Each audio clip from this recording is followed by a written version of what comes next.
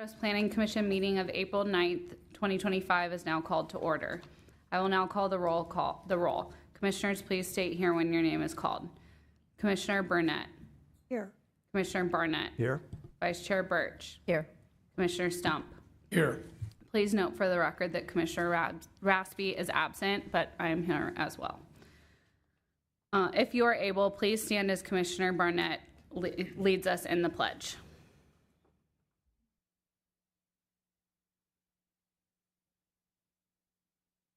Thank you. I pledge allegiance to the flag of the United States of America and to the republic for which it stands, one nation under God, indivisible, with liberty and justice for all.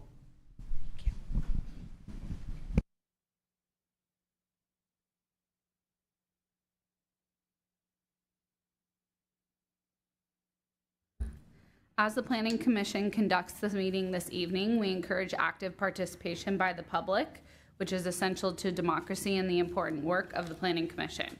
Public input is very much welcomed and is always considered. The public can participate in several ways. Prior to a meeting, written comments about agenda items may be submitted to staff. During the meeting, there are two opportunities for members of the public to participate. First, during the verbal communications period, an individual may speak on any topic that is not on the agenda. Second, during the public hearing portion of tonight's meeting, any member of the public may speak about an agenda item. You will be advised of the times when you speak on these items. If you wish to address the commission tonight during the verbal communications portion or a public hearing agenda item, please raise your hand on Zoom, or for those here in person, complete a speaker card and give it to a staff member. Please print your name with phonetic spelling. If you are speaking anonymously, just write down your initials. When you are called to speak, please come up to the podium and speak directly into the microphone as the meeting is being recorded. State your name and address for the record or indicate that you are speaking anonymously. You will have 3 minutes to speak. We will now begin with verbal communications, the verbal communications portion of the meeting, during which members of the public are invited to address the commission on any issues or any issue that is not on the agenda for tonight's meeting. Staff will announce when your 3-minute time limit is up. I don't have any speaker cards. Is there anyone on Zoom with a hand raised? There are no hands raised, Chair. Okay. Then we will move on to our consent calendar. And tonight we have 2 items on the consent calendar. The first is the approval of the draft minutes of the March 26th Planning Commission meeting, and then second is to continue the consideration of a request for a project located at 15349 to 15367 Los Gatos Boulevard to a date certain of April 23rd, 2025, because we would not have had a quorum tonight at our meeting. So please note that if you are a member of the public and you came tonight to make a public comment about this project and you cannot participate remotely or in person on April 23rd, you can submit written comments to the commission, or you can request that the item is pulled from the consent calendar tonight, but our town attorney did not recommend that.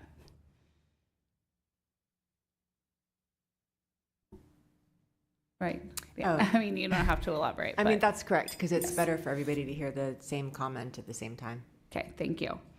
So before the Planning Commission acts on the consent calendar, any member of the commission or public may request that an item is removed. Are there any such requests? Okay.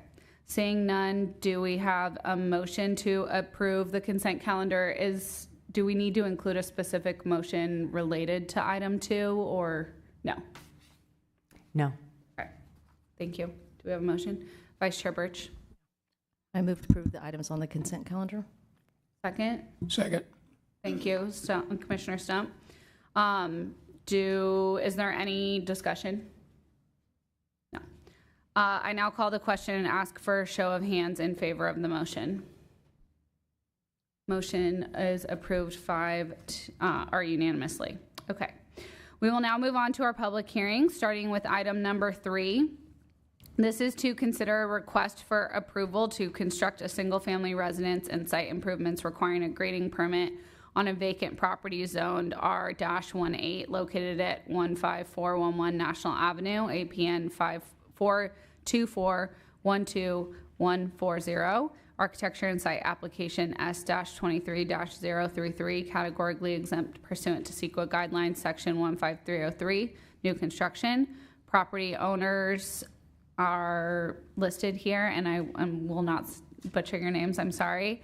And the applicant is Jose Rama, and the project planner is Aaron Walters, but Mr. Mullen will be providing the staff report tonight. And before I have that, can I just see a show of hands of commissioners that have visited the site? Great, and are there any disclosures related to that? Perfect. Okay, Mr. Mullen, you will be presenting the staff report for us? Yes, thank you and good evening, Chair.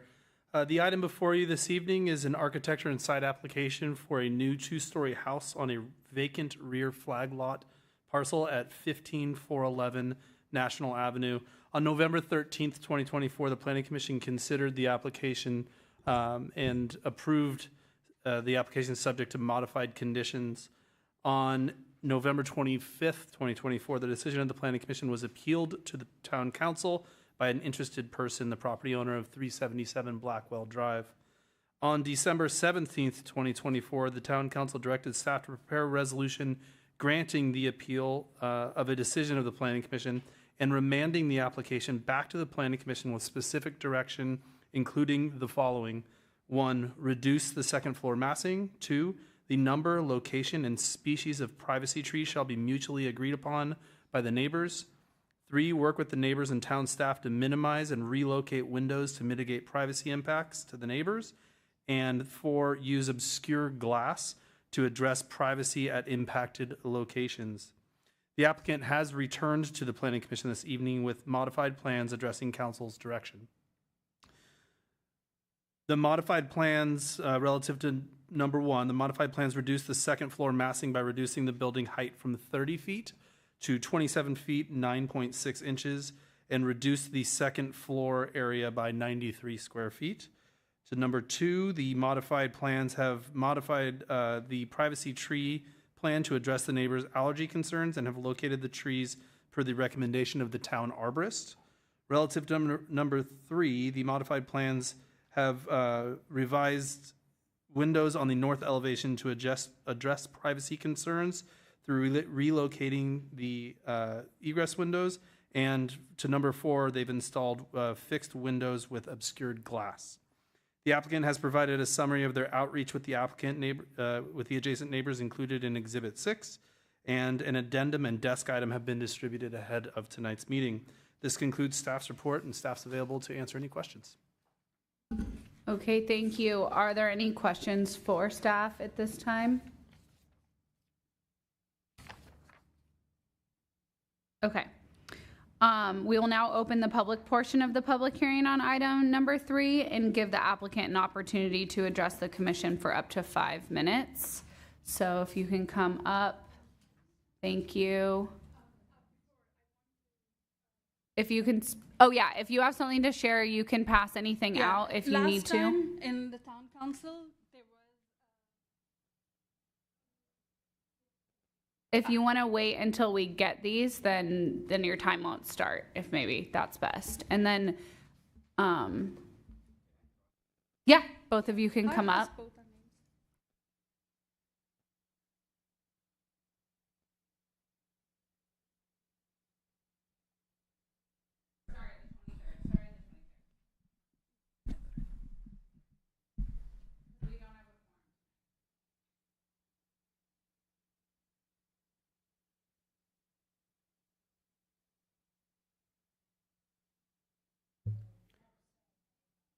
Says right on the consent calendar that it's being continued.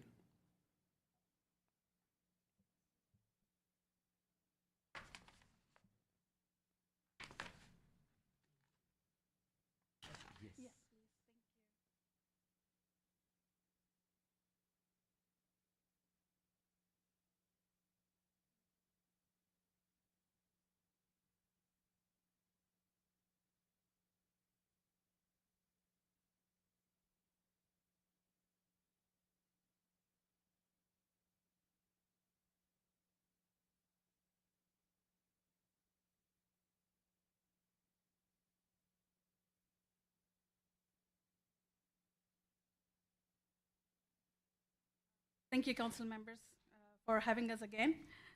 It's a pleasure. I shared with you some desk item. Last time in the council meeting, this was an issue that they could not match.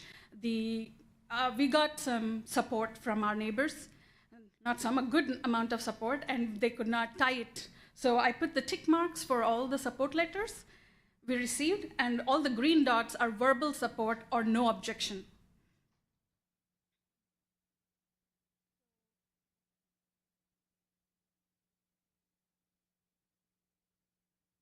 I want to highlight all the 4 points, what the town council has asked us to do, and we have done it. We reduced our height from 30 feet to 27.8. We will make sure it is 27.8. I don't know how 9.6 came, but it's 2.4 feet height reduction. And in which there is a 6-inch plate or second floor plate reduction too. That includes that. And we also reduced our square footage by 93 square foot on the second floor. I know the overall it's 84, but the council members were specific about the second floor. So we did reduce it by 93. So that concludes our second floor massing. The second one is about the species. I'm very thankful for the staff to help us out with the species, and it was adapted by our neighbors. They're okay with it, and they had a request. We proposed 5 trees, and they had requested to make it 8 so that we don't have any gaps in between. And we said yes, so there's no gaps in between any tree in the privacy section. The third is relocating the windows. When we relocated the egress windows from north facing to east and west, we met directly either with Zoom or directly in person with the affected neighbors to explain what is going on and how we are doing it. And with some recommendations, they accepted the changes. They have no objections for that. The fourth one is obscure glass. From the start of the project, I have been saying we'll be putting obscure glass. We never said film. We never mentioned film, but I just want to reiterate that we always said glass.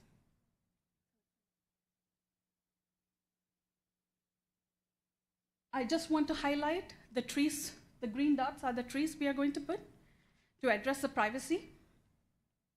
My neighbor, I don't know, they might be in the Zoom, they may come and say that my egress window, which is facing east, will look into their property, but our window is not in the center. It's more towards the south side, so that it's not straight line view. The yellow dot is one of the part of the addendum that one of my neighbors is saying that I can still see it. I'm putting trees, privacy trees with no gaps. I agreed for that. And I'm making sure it's no straight line of view. I'm pushing my egress window as far as I can. To accommodate that, I even removed my storage unit, which was there on upstairs.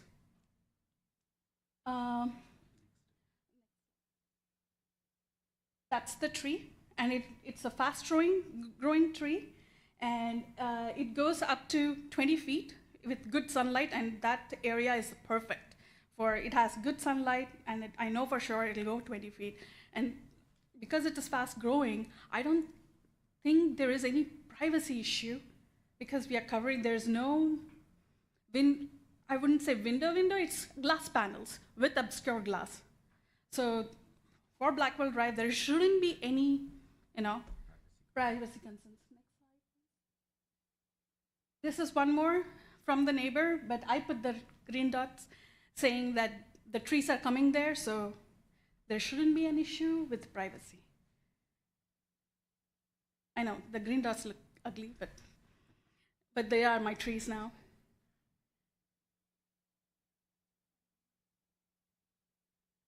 This is just to show all the green dots, all the members on National Avenue, they don't have any concern They have no objection. I went door to door to deliver.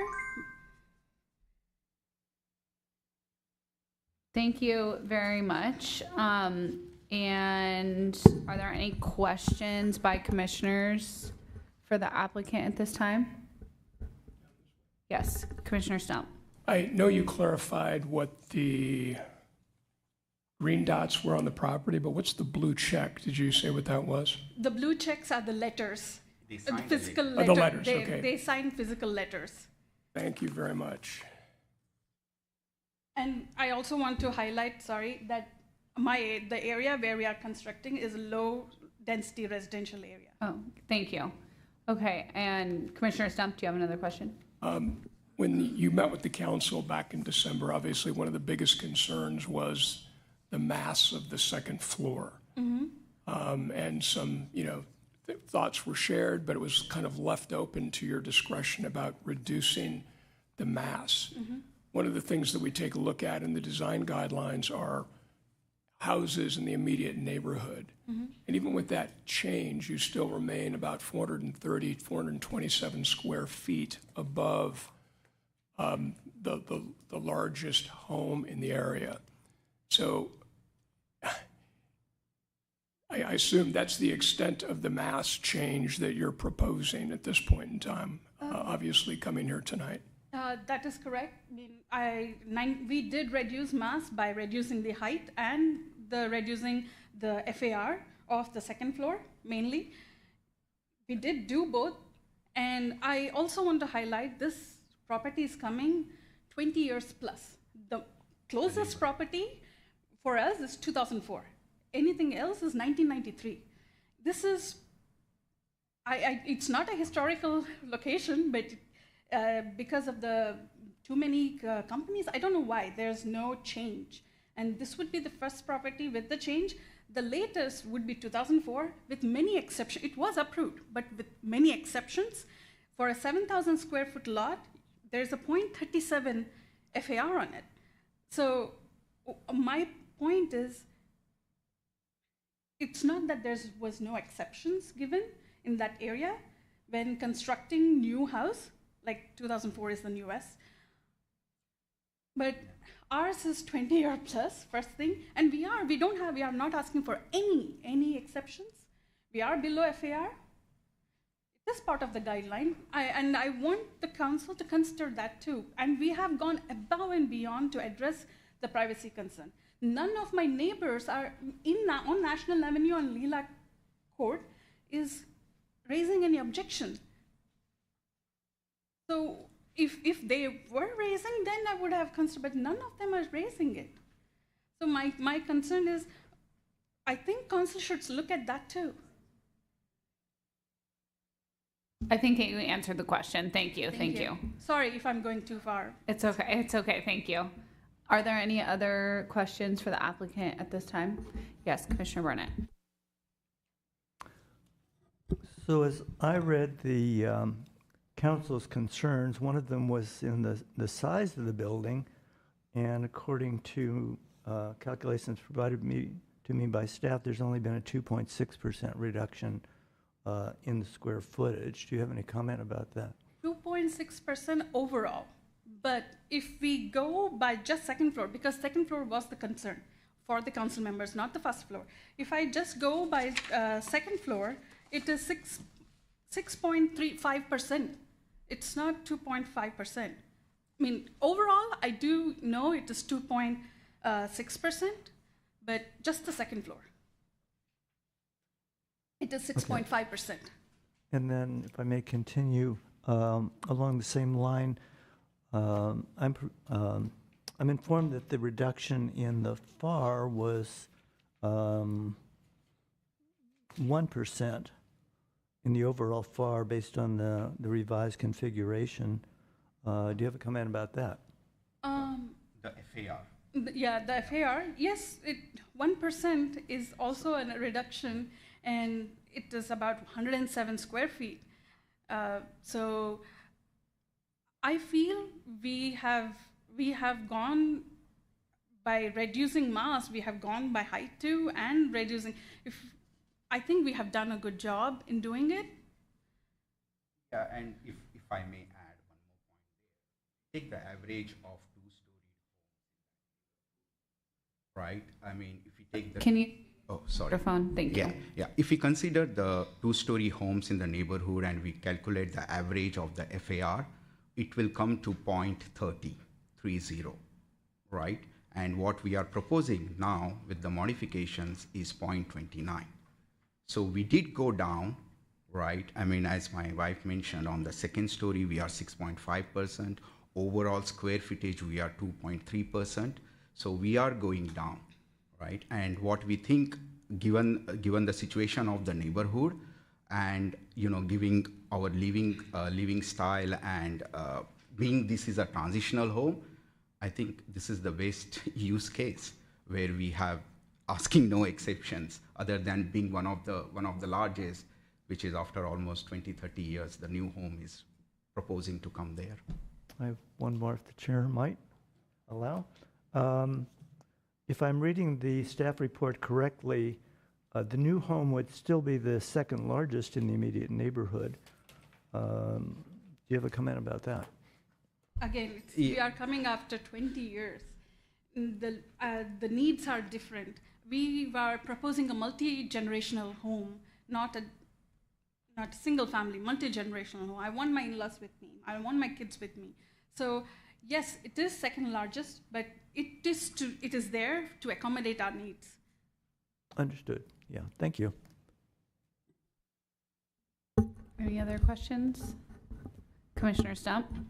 Seems like the neighbors all on Blackwell that would be looking toward you, your front entrance. From the backyard. Correct. That's their backyard. You're looking from your front yard into their properties. Do you know, obviously you have accommodated the issue related to the trees, but there's obviously still some privacy concerns. Have you been able to address them in additional detail with them, or why are they not at this point in time, do you think, supportive of your project as is? This is my opinion, and it's not written anywhere in the papers. It's just my opinion, and I think I have right to say it. They don't want, I'm proposing an ADU too. They don't want an ADU there. So they're saying, in their addendum, they're saying to reduce at least 300 square feet more. That means I will be almost eliminating my second floor, putting it down, which will make my first floor bigger, and I can't put an ADU. It's a very narrow place. I will not be able to put an ADU. I'll not be able to put my JADU. It'll be closed off. That's what I think. I am not saying they think the same way. I mean, I may add one more point. Ideally, with the current modifications we have done, we personally don't feel that there is any privacy concerns for these neighbors, right? When we came here first time in the council chamber, we still had egress windows where, this neighbors complain saying, oh, we don't know when they will open those windows. So now with these modifications, current modification, we completely got rid of those egress windows and moved them to the east and to the west. And they are basically only on the north. So there are no egress windows on the north side. We still have few windows, but they are smaller in size, above the line of sight mostly, and they will be completely non-operable and obscured glass, complete. So, I mean, that's the best we can do there. Thank you.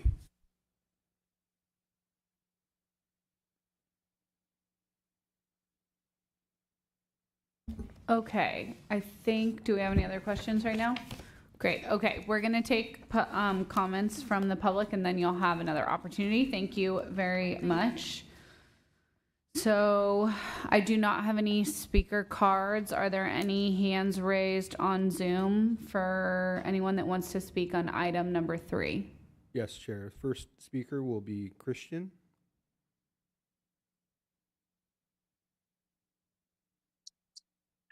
Hello, good afternoon, good evening. I think I sent a presentation that the staff asked me to put before my time begins. Okay, great, thank you very much.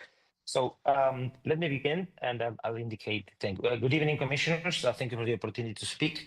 We're here. I'm the neighbor at 377 Blackwell Drive, which, as you said, the property looks into our backyard and internal areas. We're here to present our concerns about the revised project. As detailed on Exhibit 11 of the addendum, the current design, in our view, does not align with the intent and the spirit of Town Council Resolution 2025-10. Next slide, please. We only received the full revised plans last week from staff. After review, we believe the design falls short of the council's direction, particularly in reducing massing and addressing privacy impacts. We're asking the commission not to approve the current design and instead provide clear, specific guidance to ensure full compliance in intent and spirit and not just technical adherence. Next slide, please. We respectfully request that the Commission continue this matter to a future date and direct the applicant to reduce the second floor by at least 300 square feet, require that the new northeast egress window you also use obscure glass, and all remove the north-facing upstairs window upper council direction of relocating the window and not just adding a window for egress. Most importantly, we believe that in future modifications should return to the Commission and not be left to interpretation as simple conditions of approval. Next slide, please. Resolution 2025-10 asks for a reduction in second floor massing. The revised design reduced only by 93 square feet, as it said, 6%, no visible reduction in bulk. Casting discussions in December made it clear the goal is to bring square footage closer to neighboring homes, which does not accomplish, particularly discussions between Council Member Badami and Vice Mayor Muller. Next slide, please. The northeast facing egress window looks into our backyard and upstairs bedrooms, since the privacy trees are only 50 to 20 feet high. As you can see there, the window in comparison to the lattice. The window should match the new southeast window and use true obscure glass, and obviously not film. And by the way, note that note 36 of 841 about the revised plans for the it says window film for the north facing window and not permitted. So it's probably a mistake in the plan. Next slide, please. The council also directed that problematic windows be minimized or relocated. Instead, we feel this revision adds new egress windows, but keeps the existing north-facing window, which compromises our privacy. Even if obscured and non-operable now, those features could change in the future, so we ask that it be removed from the design. Number 7, slide please, next slide. We were shown one version of the changes to the north side by the applicants on February 6th upon our request, shown there on the top, which includes a very small window, which is more adequate. But the final design was only seen on last week, as I mentioned, and it has a larger window, as you can see at the bottom, which again a discrepancy that reinforces the need, I think, for clear direction and full review by the Commission on any subsequent changes. Next slide, please. Our home and several others nearby will build to maximize privacy. That's time. All right, thank you very much. I appreciate the opportunity. Thank you. Before you mute yourself, are there any questions by commissioners? Commissioner Stump? I was going to ask, you mentioned that windows had been added to this design, and it seems like you're a pretty detailed individual. So how many windows have been added? The two additions and the windows are the two egress windows, right? My point is that the direction of the council was to relocate those two windows to the north side and the west side. And indeed, the egress portion, the egress characteristic was moved with new windows now facing northeast and southwest. But however, those windows facing north were not eliminated, right? Instead, they were replaced by smaller windows that are non-operable and have privacy glass, obscured glass. But again, our point was, why keep those windows if they have moved to the other two walls? And again, those conditions of non-operability and obscurity could change in the future with any potential changes in the design. So our point is, we'll just not remove them from the north wall. I believe the design has also added skylights, if I see correctly. I'm not an expert in reading this. I'm not an architect, but I think they have added skylights to those rooms. So between the egress windows and let me just ask you if I can. Again, I was just looking for a number because you said that number is. Yeah, the number of windows is 2. They've added one facing northeast, and then they increased the size of the one facing southwest, which used to be a very high, small window. They changed it to an egress window, which is larger. And again, those windows does not affect us in particular, is facing southwest. But those are the two Thank that were you. added in our view as Okay, full thank windows. you. Thank you. Thank you. Are Thank there you. any other questions for questions for the speaker? No. Okay, thank you very much. Thank for your you. comments. Are there any other hands raised on Zoom? Thank you, Chair. I don't see any other hands raised on Zoom. Hold on, of course. Now we have one. Helen?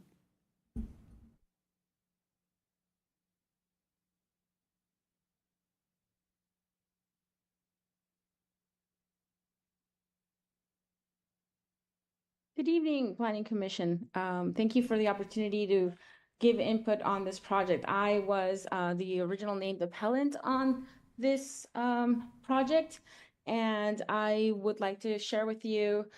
First, I want to address some of the things that were said by the applicant. We do have a very serious privacy concern. You saw the picture just now with the visibility from that egress window that looks all over our private backyard, and that picture that you saw was from a bedroom, from one of our upstairs bedrooms. So very private areas. The trees that will be planted will not be tall enough to cover that, and we are merely asking that our privacy is respected. From the get-go of when this project has been presented, the concern of the neighbors of Blackwell Drive, 377, 373, 369, has been, please respect our privacy. The applicants have purchased their land. They have every right to build a new home, have a two-story house, all of that, build their ADU, their JADU that's, relocated to the basement. All of that, we honor that, but we just want to have a home that for us who are the impacted people, if you look at the map, the ones who are truly impacted by all these windows, the existing houses, for our privacy to be respected and for the size to be something similar to what's there. So we've gone through a long process here, and we just, we don't think the size has been reduced enough and reduced to a significant amount to the intent of what the town council shared.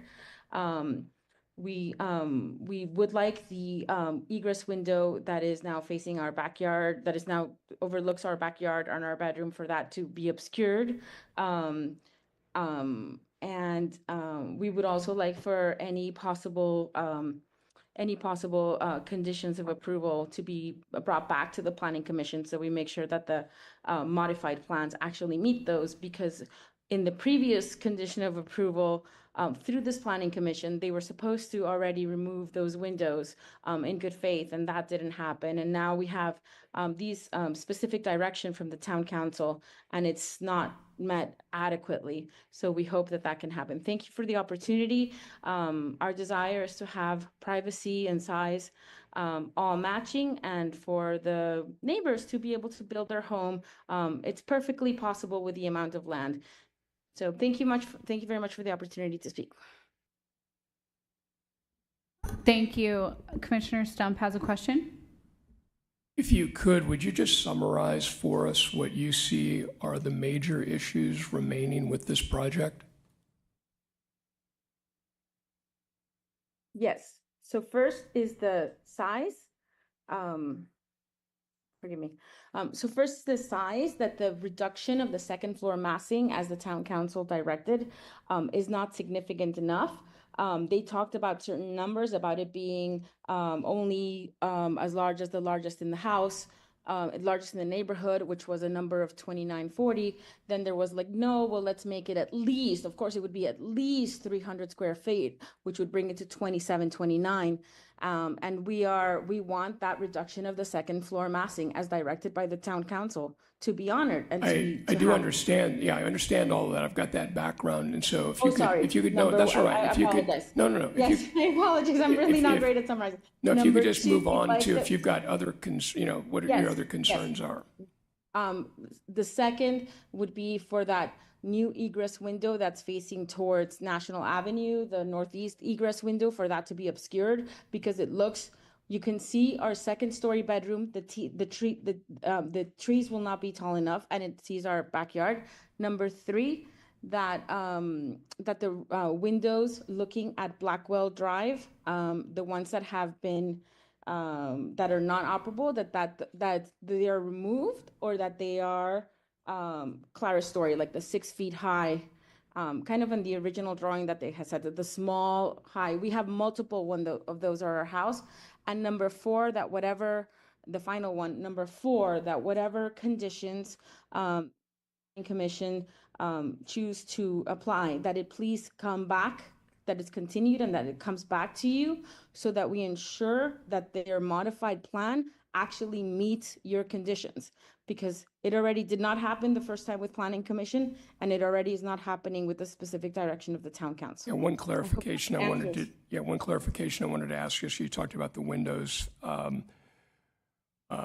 facing or looking at Blackwell Drive. Did you state a specific size, that there should be a size reduction? Oh, so the original yes, or a rendering they had offered was it's the small clerestory. So they had like 3 panels, if that makes sense.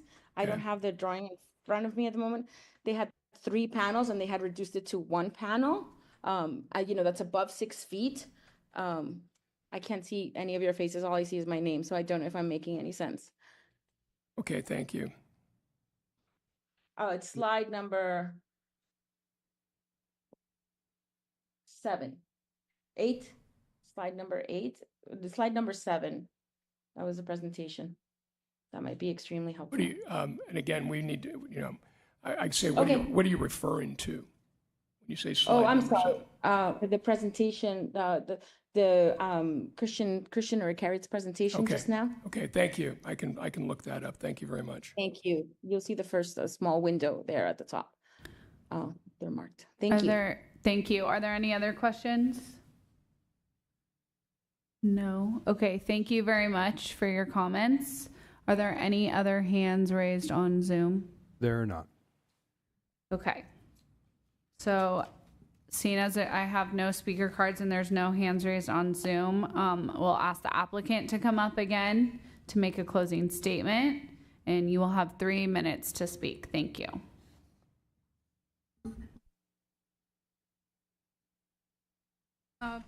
Hi again. So I should also say Christian and Helen live in one house, 377 Blackwell Drive. And the comment where they said at least 300, that was nullified. They could not, they had, they in the sense, town council deliberated they took 1.5 hours to deliberate this, and they finally said, Mr. Rob Moore said, we can't put a number to the reduction. They said, that's why they said mass reduction. That was the conclusion. So there was no numbers in the town council. I again request the council to also see my other neighbors who are okay with my plans. I went door to door to explain my plans, so they are okay with my plans. They have no objection. They are actually facing the big facade, not even the smaller facade. The facade which Blackwell Drive has is 33 feet, smaller than their own facade. Whereas my north side or south side, it's long, very long, and no one has issues with it. No neighbor has issue with it. And when we moved the egress window, we did discuss it with our neighbor in Lilac Court and National Avenue.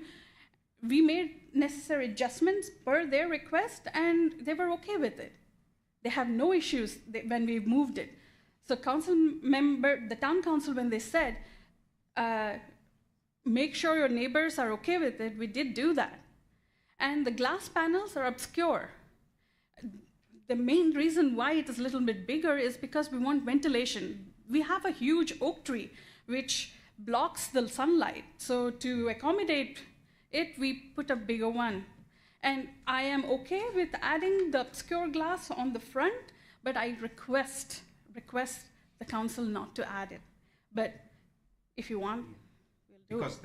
that window is just facing east, right? There is no way we have to go in an angle to see what's going on the side. I mean, it's a science, right? You can only see the straight.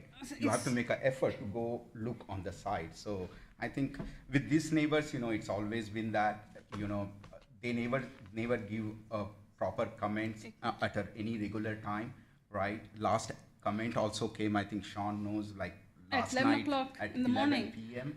And we got it in the morning, today morning, so we didn't get a chance to also go through it. I mean, With I this- have a summary in the addendum. There is, in the meetings, there is a summary of how many emails I went back and forth. It's laughable. How many emails I sent. Okay, thank you very much. Before you go, we do have questions. We will have some questions for you. Vice Chair Birch. Okay. So, obviously, the windows are a hot topic, so, and I wasn't here for the previous meeting, so if I ask a redundant question, I'm sorry. It sounds like it's on the north side, bedrooms 3 and 4 are the windows, and I'm not going to talk about the egress windows. I'm talking just about the 2 on the, Glass panels. yeah. If it helps ultimately move your project through, are you willing to compromise and make those 2 windows clerestory windows? They could still be operational for, ventilation, but could those, if that helps in this overall conversation as we're all deliberating, is that a compromise you'd be willing to make? We are, but the neighbors actually want. That's all I want to know. Oh yeah, we are. Thank you. Any other questions for the applicant? Their last chance, so. Oh, Okay, Commissioner Stump.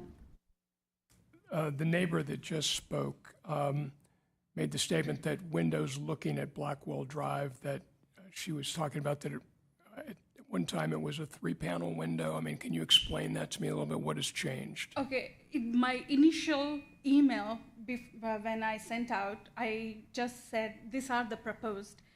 Immediately in 2 weeks, I sent out one more email with the proper windows, which we said this is good for us. So it is not one email. It's multiple emails with corrected version, and the plans were not just from the staff, but I emailed them about a week ago, but full plans. But with the design changes, I have been emailing them. I emailed them 4 times. So then is her observation or statement incorrect, is what you're saying? Yes. That she has not really looked at the current Yes. drawing? Yes. Okay, thank you. It is in your sheet, in one of the summarized summary of a neighborhood or something. I'm sorry, I don't have the exact date, the sheet number, but staff did provide that. They requested from me, and I did provide them the dates I sent them. This is just the design change, not the full plans. Thank you. Are there any additional questions at this time? Okay, thank you very much. Thank you. We will now close the public portion of the public hearing, and I invite commissioners to ask questions of staff. Okay, Commissioner or Vice Chair Birch. I was trying to look it up really quickly, and I don't know if we have the answer to this, but I thought building code, fire egress or egress windows cannot be opaque. I thought it had to be a clear and unobstructed view. So I was trying to look it up really quick. I didn't know Thank if you you for guys that knew by question. any chance. I don't know the answer to that. I'm not familiar enough with the building code, but that's something we could always bring back if needed.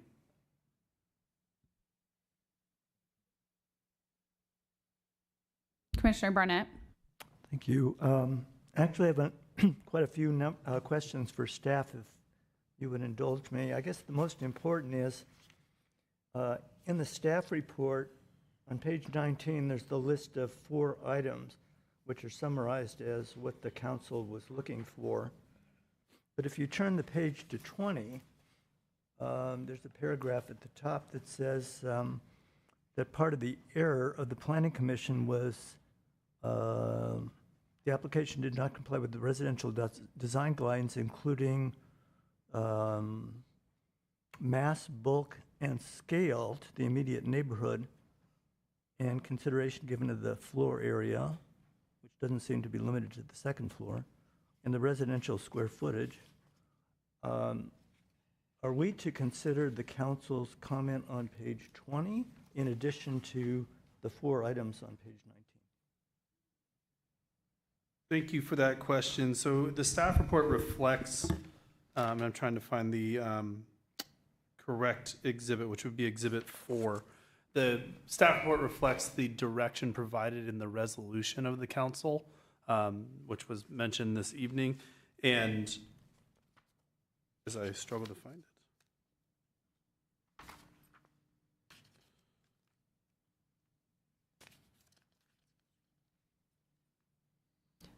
I'll jump in. I do think it would be helpful if the commission could speak to the residential design guidelines and make a finding associated with the residential design guidelines and also back it up with evidence that you've heard that's on the record that supports your conclusion.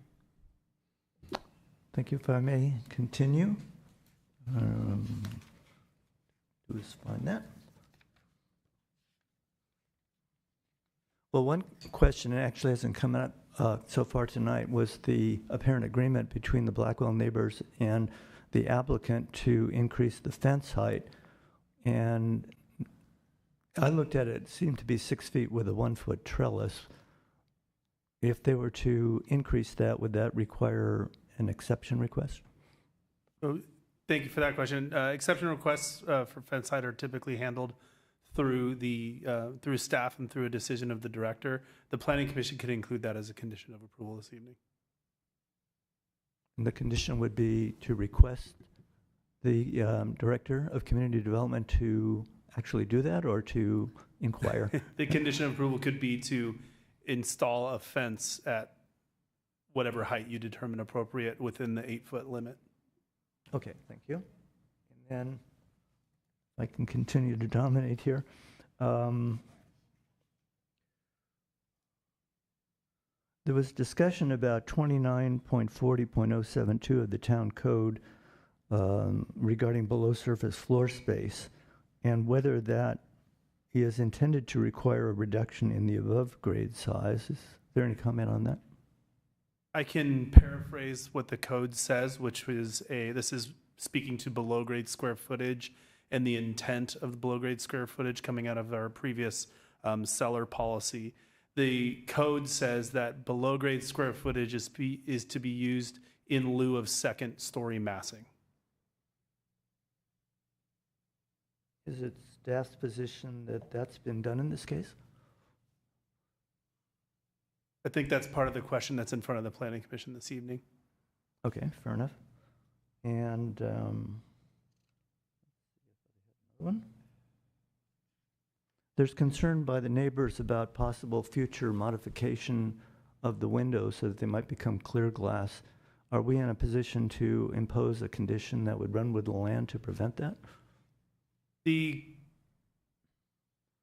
the current plans were approved, as I understand them, you could always add a condition, but the plans call out that it would be obscured glass, and if that would be the approval of the architecture and site application, and if they were modified in the future, that could be subject to a code enforcement action. Okay, I see. That's very helpful. That may be it for now. Thank you for all those responses.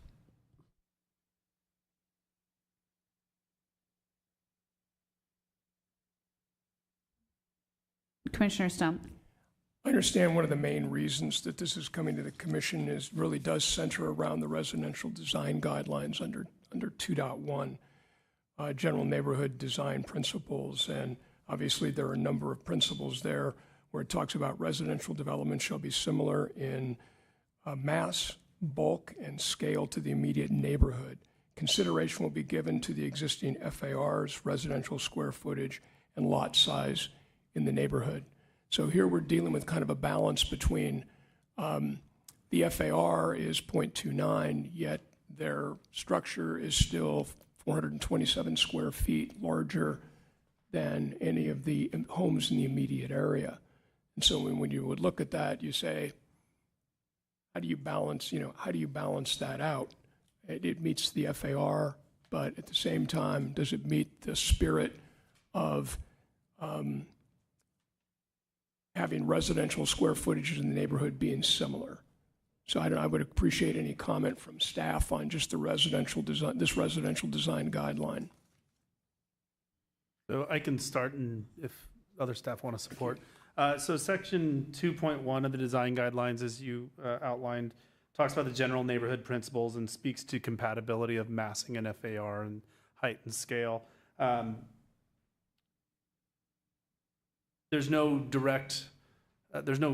discrete direction in the guidelines that talk about where the thresholds are for what's appropriate, how much larger an FAR or square footage can be within that immediate neighborhood. There is a sentence in there that talks about that the community development director has the discretion to forward projects that have the largest FAR or the largest floor area within the allowable maximum nominal limit to the Planning Commission for consideration. That's part of why this project was originally forwarded to the Planning Commission. So in those circumstances, that's the discretion and that's the consideration in front of the Planning Commission on looking at the merits of the application against the immediate neighborhood, applying the residential design guidelines and trying to make the determination whether it's consistent with this section and others. Vice Chair Birch. So I would like to have for staff's input on when we start talking about neighborhood compatibility, what a neighborhood looks like. And I've been fortunate enough to see a lot of different neighborhoods as I've sat up here. And I know that, not every neighborhood has 2 residential homes right next to you and 5 residential homes right across from you. And how we take unique neighborhoods in the surrounding areas into consideration. I know that we had a home that was directly across from a large church, and the sizing of the church was considered when looking at the size of the house and how that was compatible. So I was wondering if you could share a little bit on, in this kind of an instance, what we're looking at as neighborhoods. So as we're discussing, what our parameters are. Thank you for that question. I'll bring up the specific page of the residential design guidelines and share that for the benefit of the public and the commission. So when the term immediate neighborhood is presented, it's actually a fairly defined term. And reading from the design guidelines, the greatest attention will be given to the immediate neighborhood where nearby homeowners are most likely to be confronted with the new house or addition on a daily basis, and where other residents driving by are most likely to see the new structure in the context of the nearby neighborhood. Vice Chair Birch, you touched on the distinction between a regular neighborhood, and when I say regular, I mean perfect grid pattern, perfect scenario, versus more complicated or unique situations. The design guidelines go on to provide a couple of diagrams, which are the best case scenario, perfect neighborhood. The neighborhood in front of us this evening is actually fairly regular. I think the unique characteristic is that this is a flag lot, and it's the rear portion of the flag lot, which then makes it encounter more properties, especially the way that this neighborhood's configured. So we look at applying the principles in this definition. We still look at for comparison, we look at the homes and the structures that are on the streets that would be driven, if you will, to access the site. So in this case, we're hearing from neighbors on Blackwell, but Blackwell's behind, and it's not something that would be included in the immediate neighborhood typically. But then we would also say, as you drive on National, we've got one side of National that is residential, and then on the other side of National, you obviously have more commercial type buildings. So when we start talking about neighborhood compatibility, I just want to be clear on what we're talking about. Are we only talking about the homes that touch the flag lot, or do we look at it in a greater context, knowing, like it said, the street that you travel down to get there is a mix? So page 4 of your staff report for this evening includes the homes and the properties, I should say, that are within the immediate neighborhood. And so you'll see, given the unique situation with this being a rear flag lot, that we're looking at the homes on National and like goes out to Los Gatos, Salmon Road and DeSoto, but also the homes on Blackwell because of the unique characteristics. The properties do include some non-residential buildings. Typically, those can be included in the consideration, but not with the same level of consideration as the residences. Every one of these can be a bit unique, and in some cases, there might be more prevalence of commercial, non-residential structures out there. In this case, the majority is residential, but there are some non-residential out there. Okay, thank you. Commissioner Burnett? So when this came before us, the Planning Commission, there were other flag lots in the neighborhood, and with homes built on these flag lots, and they were built in a very compatible nature. They were with the other homes near them. So it was sort of like a little bit of a direction, what would be correct on this flag lot in that small neighborhood, because this flag lot sits in the very middle of a cluster of basically one-story homes, so it has quite an impact. Personally, I mean, as looking at the reports and the direction from the town council that we should be looking at our design guidelines, section 2.1, I find very little response. I find some response, but the most, what stands out the most is the bulk and the mass, and I don't see that really addressed. And as Commissioner Barnett spoke about increasing the fence height, I believe there was a caller that came in and said that that would not really help with screening for their privacy issues. So those are my thoughts on when it came before us and my concerns about the bulk and the mass at that time and that compatibility with the neighborhood of other flag lot homes and the design guidelines. I am just going to jump in here for a second, and I just want to ask two questions of staff. One question is about what one of the public comments said about the conditions of approval. Can someone explain just quickly how those are considered after the project, is after any project is approved or not, and what happens with that? Yes, either the conditions of approval themselves or a document that says that the conditions exist will be recorded with the county recorder, and the conditions of approval will run with the land, and so future purchasers would be bound by the conditions of approval as well. And then as a follow-up to that, one of the neighbors just had a concern about like a discrepancy in the plans versus the conditions of approval. So can you explain how that is resolved moving forward? Yeah, and then the director just let me know that Los Gatos does not record its conditions of approval. However, the fact remains that they do run with the land. Okay. And they do bind future owners.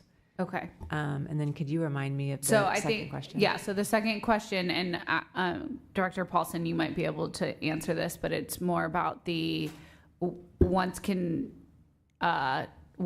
like if a condition of approval is in there and exists, like there will be a requirement to follow through with that is basically what I'm trying to clarify. Yes, that's what staff does following an action, whether it's Planning Commission, DRC, or a council, if a condition is added. Right. So if there is a discrepancy in a plan and the conditions of approval, what's in the conditions of approval is what stands. Correct. Thank you. Okay. And then my other question is just that really tonight, what we're supposed to be looking at is this resolution from the town council. And really what that means is we're looking at whether or not this application and this proposal that's in this project that's in front of us did these 4 things that town council asked for. And if they did, basically, did they? And if they did, we can ensure that they are abiding by the design guidelines. So maybe I just want to confirm that that's how we should be making our decision tonight. I guess the way I would describe it is the decision was remanded back to the Planning Commission to consider the 4 specific items that the council raised. And in holding this hearing, the Planning Commission needs to make the same findings that it made before for architectural and site approval. And part of the comments that I heard at the council meeting were that the findings should be supported by evidence that was stated in the record. Okay, thank you. So I think that I just ask that we, after we get all of our questions answered and whatnot, when we start to kind of have a discussion and make comments about that, if we can go to these 4 points, maybe, and start there. But Commissioner Stump, did you have some additional questions for staff? I know this may ask for an opinion from staff more than facts, but obviously one of the ways you deal with second floor massing is to set back the second floor. And as far as I can tell, there was really no setback, and it may be tied to the design of this house. It's difficult to make a setback. One of the things that I think I've also understood that in some cases, having a setback may also help to address some of the privacy issues as it relates to windows. I realize that's a case-by-case basis, or I'm just totally off on that. But as I recall in all the materials I was reading, some comment either by a former commissioner or some other individual about that comment, that a setback would oftentimes help with privacy. Thank you for that question. I think outside of the project itself, stepping back the second story, which is encouraged to help reduce massing and articulate the mass, naturally could increase privacy because you're moving the windows further away from neighboring property lines. To what extent, I think, is when you're looking at it at a project-by-project basis and how it responds to the conditions in the neighborhood and any mitigation measures that are offered by the applicant or conditioned by the Planning Commission.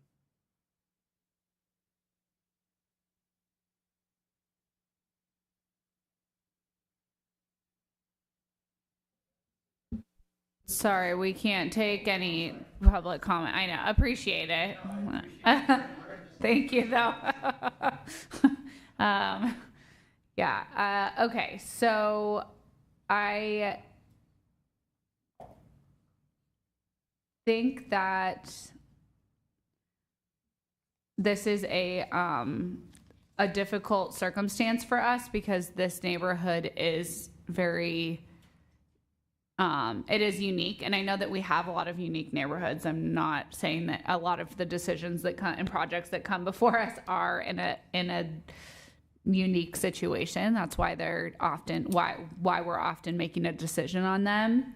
However, for this site in particular, I think that being a flag lot, that automatically just is not necessarily what all of our residential design guidelines really even think about or look at. And then in addition, it is in a neighborhood that, one, there aren't any new builds in the immediate neighborhood in it, but outside of this immediate neighborhood beyond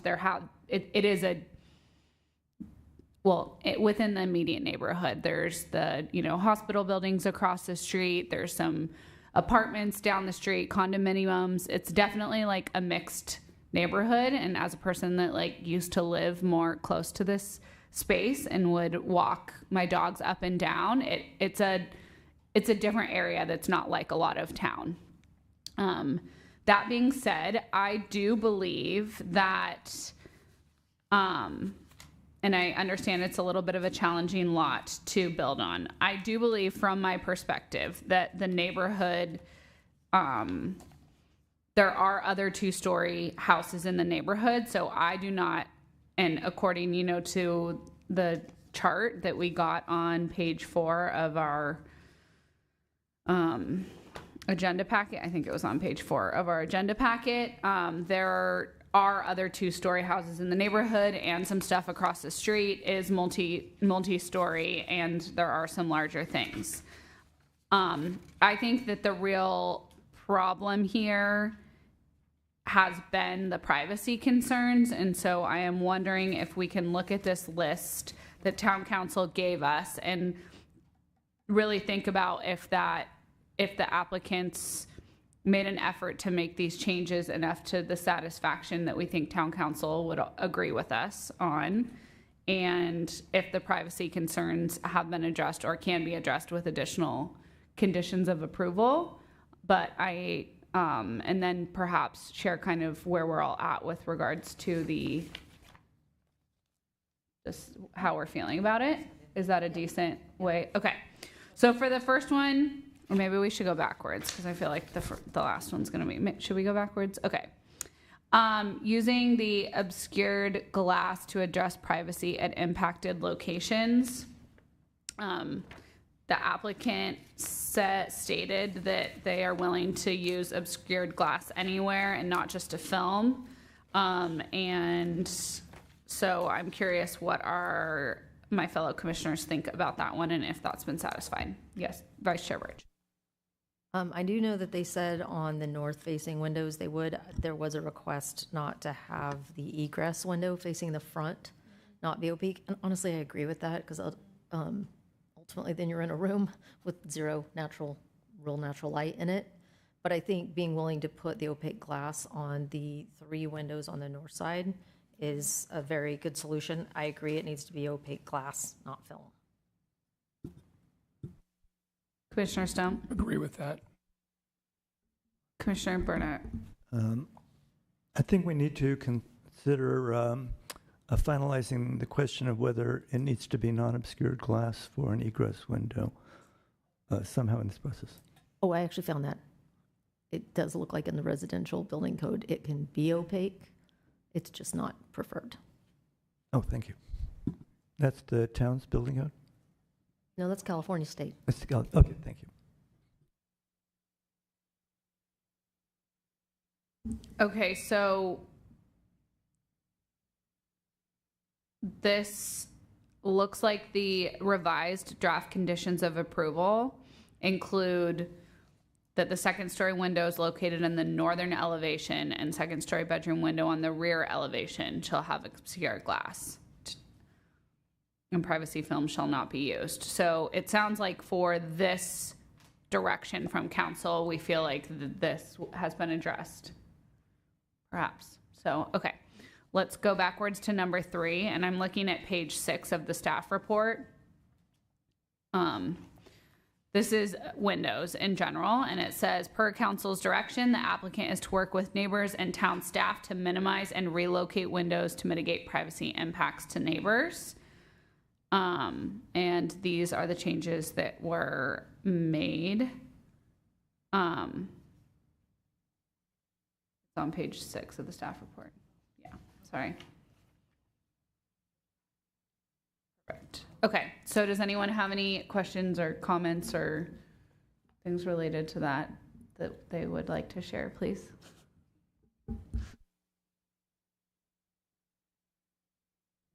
Well, I could add that I think that they've made a good faith effort to meet that condition. And I think there's still a question about the southeast window that was pointed out by the neighbor to allow visibility into their home. But I could ask for clarification on that. Vice Chair Birch. Mr. Mullen, would you be able to pull up thank you, like A 4.1?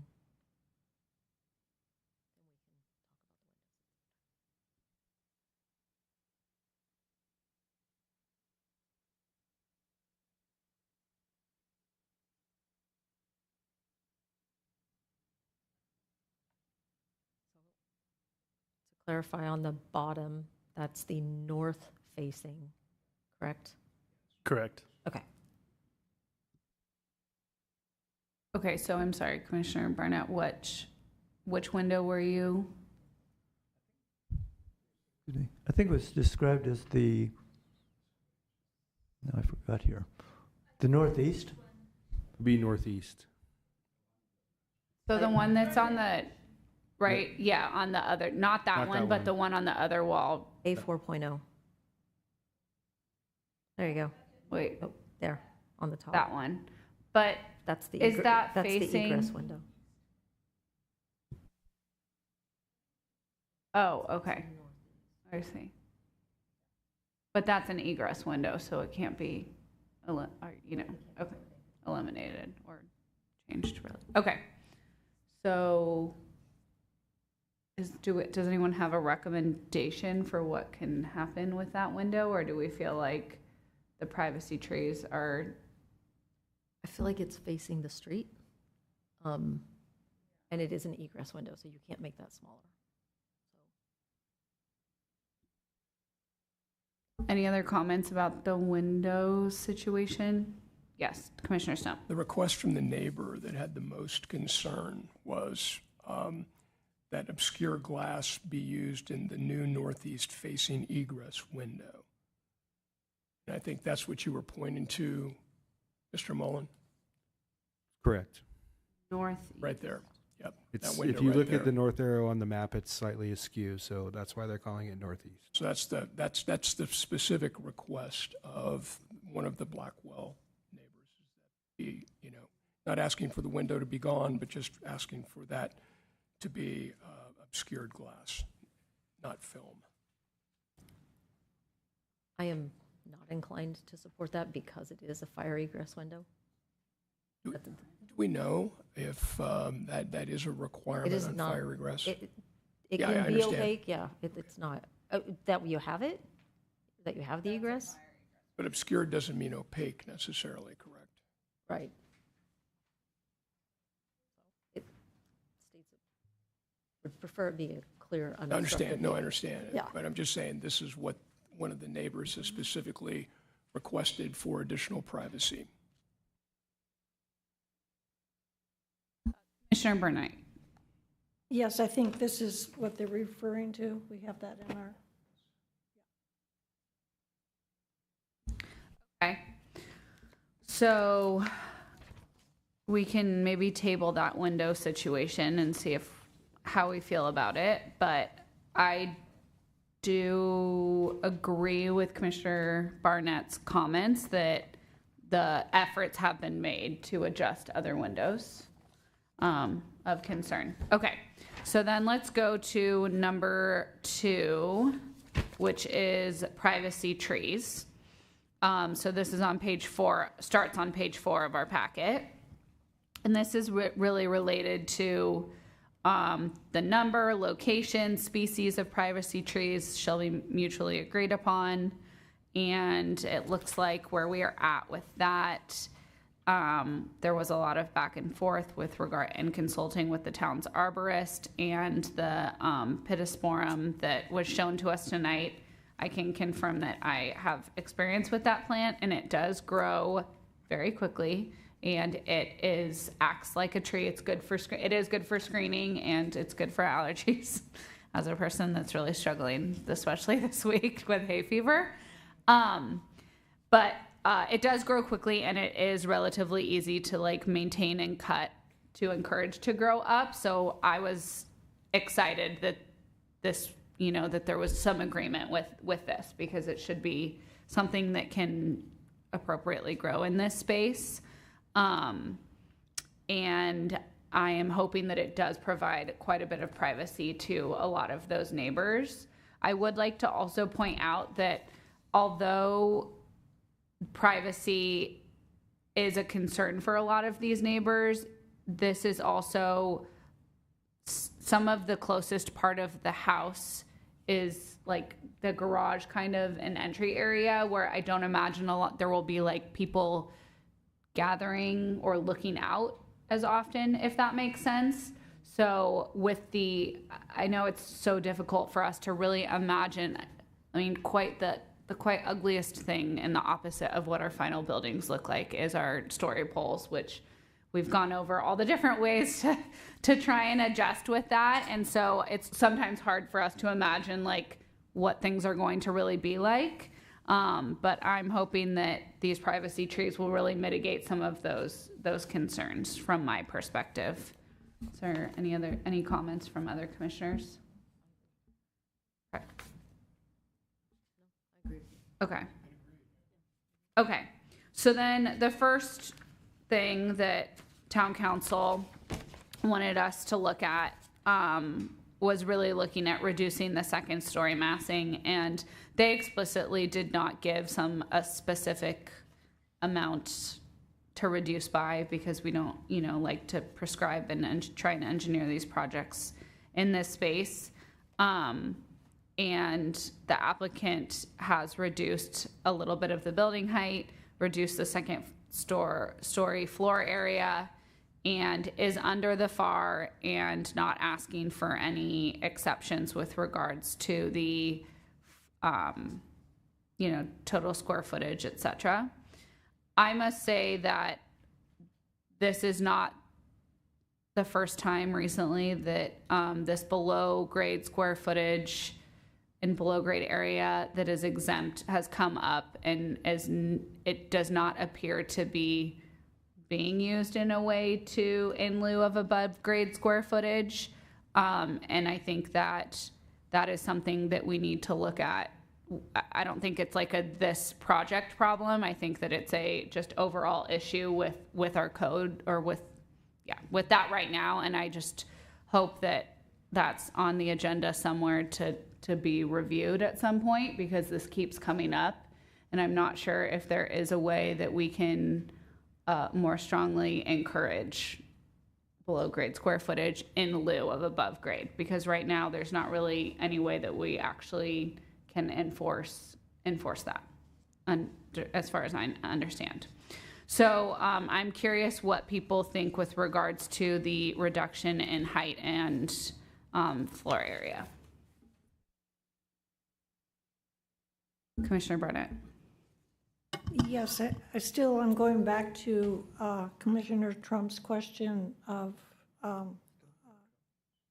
sorry. Commissioner Stump's, I believe it was Commissioner Stump who asked our staff, Sean Mullen, about how we could reduce the mass in bulk, and that would be like a step back of the second story, which would give privacy and reduce size and mass and density, whatever. So, that is really an important issue for me with this home. It would be a way to solve most of the issues that are surrounding, the neighbors' concerns. So, that's sort of what I'm thinking about. It would add to the privacy. It would change the bulk. And when you go into what the town council and like Vice Mayor Moore said, and Councilwoman Badami talked about the square footage, the reduction, I just don't see that happening. So that's a concern for me. Thank you. Vice Chair Burge. Well, going back to the topic of, using the underground versus over, we've got a pretty large undefined cellar space. Yes.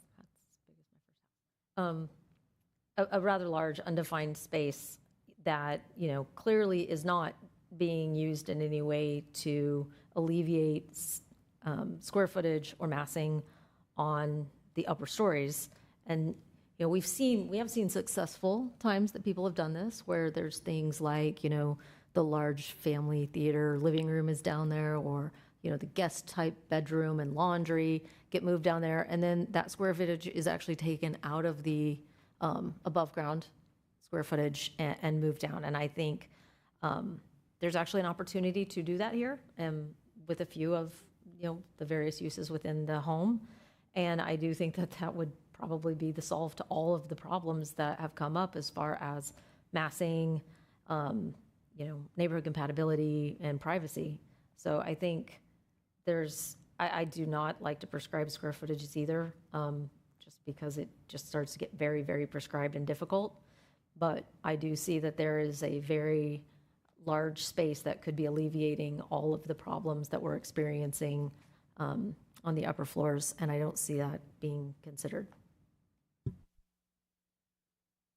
Commissioner Stump. Yeah, I want to say that I fully agree with Commissioner Birch on that topic.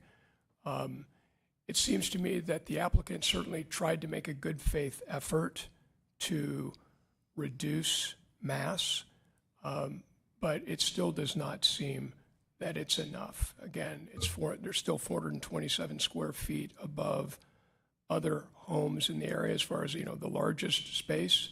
I agree that 1,200 square foot of space below grade could be repurposed. And that's exactly what we're looking for in these cases where a second story, the mass can be reduced because there is additional living space. So I would, that would be my direction at this point in time. Thank you. Commissioner Barnett.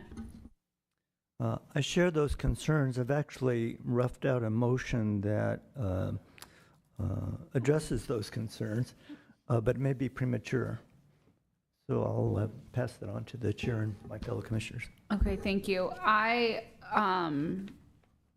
think let's try for that motion. I just want to say that I do think that we, to be honest, I felt like 93 square feet was not as much as town council was hoping for, but it is technically a reduction in square footage. So I tried to remain optimistic. I, however, still think that the overall design and having a 2-story house in this space, that part is compatible with the neighborhood. And I understand that I really think that the issue with the second story massing is the privacy, not the the actual massing of it, if that makes sense, because of where this is located, because it is a flag lot and because of the other buildings in the space. And so I guess that my concern is that if I don't want to prescribe a change that changes the second story massing, but there's still windows up there. So no matter how far back or where they are, it's still a privacy concern, if that makes sense. So I just want to make sure that we're on the same page, because with regards to the residential design guidelines, I do think that if the lot, I think that the privacy is a larger issue than the actual massing itself. And I know they're intertwined, but that's mainly the thing that needs to get fixed is the privacy. So anyway, does anyone else have any comments, or do we want to try for this motion? Oh, yeah, go for it. Thank you. As a preliminary, I want to thank the applicant sincerely for resolving the tree issue, the privacy tree issue, for reducing the second floor height, and the relocation of the windows to the Layla and the other side, national side.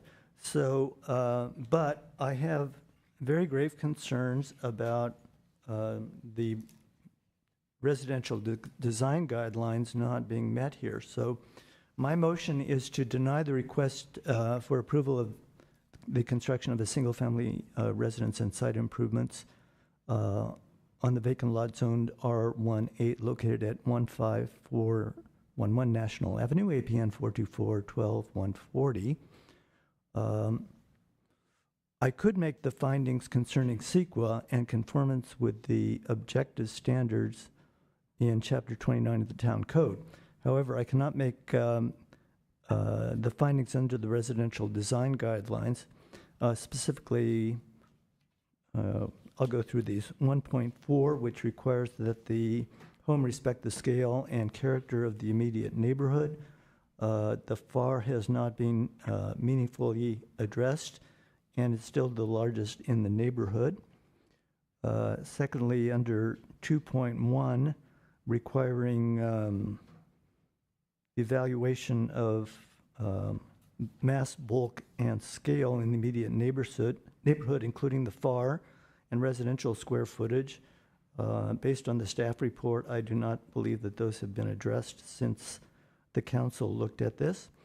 I also believe that, as has been shared by my fellow commissioners, the applicant has not addressed the FAR and square footage above ground, despite the large availability of space below ground. And under section 3.3.2 of the residential design guidelines, again, the property owner has not sufficiently adapted to the height and massing concern with relation to adjacent homes. Let me see here. I have a couple more. The Appendix A to the residential design guidelines states that while a broader neighborhood context may be appropriate in some situations, a new residential project will likely have the greatest impact on the existing homes nearby, and particularly the project does not show sensitivity to the pattern, size, and scale of the neighborhood context. And I cannot make the consideration required by 292150 because the owner has not given sufficient consideration to the effect of the height, width, shape, and design of the building and structure as related to the existing and future character of the neighborhood and the purposes of the zone. That is my motion. I guess I would invite discussion about whether we want to impose conditions for guidance or not, but that's my motion. Thank you. Do we have a second? Commissioner Burnett? I'll second that. Thank you. And then discussion?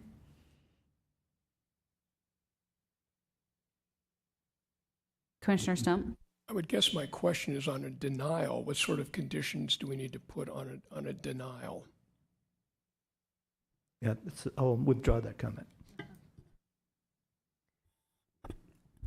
If you're going to, my thought is, I'll start with my thoughts and then others can chime in. My thought would be if the commission's intent is to deny it, that it be denied. If the commission wanted to, it could consider approving the project with new conditions that were imposed that address the commission's concerns. Is there a possibility, I mean, not that we want to do this, but is there a possibility of continuance or no? Is that not an option? I do think that's an option, and I think it would be worth asking the applicants if they would like that option. Okay. Is that something that there is a motion on the table, but we can, I guess, we're discussing it. So Commissioner Burnett? Yeah, my suggestion would be that they would come back to us for a redesign on the project. Okay, so I guess that while we have a motion on the table, can I reopen public comment to ask the one question? Yes. Okay, thank you. We just want to open public comment again for one question, asking if you would prefer a continuance with specific direction on some redesign to try and continue with the same application. You can give us a yes or a no.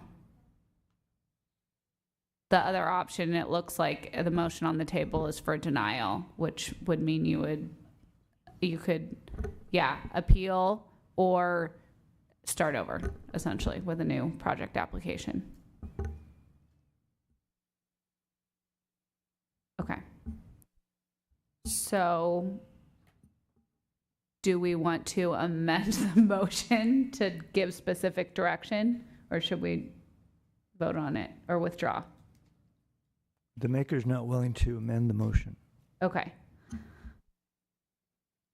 So I guess that we will, I don't know now, well, we need to vote, but Is there a second for the there was a motion? second. Yeah, Okay. we're in the discussion. Okay. There was a second, but they just said that they would continue. They would continue. The applicant said that they would be willing to continue. Commissioner Stump. So clarification, we're getting ready to vote on denial. Okay, thank you. Vice Chair Birch. Yet I just heard the seconder of the motion say she'd be more open to continuance. So does the seconder of the motion still want to stay seconder? Or at this point, any member of the commission could propose an alternative motion that could be discussed. Okay. Does anyone want to propose an alternative motion? Vice Chair Birch. It's probably not going to be pretty, but I would like to move that we continue 15411 National Avenue, APN 424-12-140, to a date certain. And I would then say that we probably need to have some discussion to include in that motion about what we are going to ask, because if we are going to continue something, we need to give more clear direction, and that needs to be more than, it needs to be smaller. We need to probably put some pretty strict parameters around that. Is there a second? Commissioner Stump? Or no, I mean, I'll second it. I can second it. Okay, so then discussion. I agree that it needs to be, we need some we need something very prescriptive to be helpful for the applicant in order to continue. So we discussed the trees, the privacy, trees, and landscaping is been resolved. So we no longer have any major concerns with that. There's one remaining window that is of a privacy concern in addition to the second floor massing. As the maker of a motion, that specific window is not an issue to me. That is an egress window that faces the street. But I would be open to other people's discussion, but I'm just saying that that is not something I would be putting in the motion. Okay, so perhaps we want something specific related to reducing the second floor massing, and with a strong encouragement to utilize below ground square footage. I don't know if that's specific enough. Does anyone have any other recommendations? Commissioner Burnett. Yes, I thought when we were talking about below ground usage for, to take away some of the massing above, that would help reduce the size and scope of the structure, which, and I think a redesign is necessary, as I previously mentioned, changing the design, having a step back and having the massing reduced by that reduces it, as well as the privacy issues. And I believe with the denial, that was the first motion. I think that was the goal, was for some real change here, and not only just window changes and trees, but bulk and mass, and utilizing the 1,700 square feet to take away some of the bulk and mass. So that has to be clearly defined in our motion or recommendation. I just want to clarify something in that, from my understanding of the plans, the second story is stepped back on two different elevations, but I'm not sure. So but I understand the spirit of second story massing. I agree, but I'm not sure that step back is more. I mean, there is already step back. So well, I think when we were going, if I may, I think when we had that second discussion with Commissioner Stump, that that, and what our Sean Miller had mentioned, that would, there was mention of stepping it back, and then that would reduce the size. And I think that he was Yeah. talking about moving the whole structure with Right. the setback. Right? Is that what? Okay. Oh, I thought he was talking about the second story movie. No, yeah, I think that he was talking about moving the whole thing back. But okay, Commissioner Barnett, did you have a suggestion? My problem with the current motion is that, as far as I know, none of us are architects or engineers. I don't feel capable of giving detail to the applicant or their architect about how to meet the general intent of my original motion, which is concerns about size, massing, compatibility with the neighborhood. They certainly have the input from the council and tonight from the planning commission, and I think they can address that with their own architect. Vice Chair Birch. So kind of think along the same lines, that if well, I know you had the question of how prescriptive can we be? And that's a question to staff. Like, I always kind of had it grilled into me, we don't design from the dais. You know, but I hate continuing something with just a very vague, make it something we like better.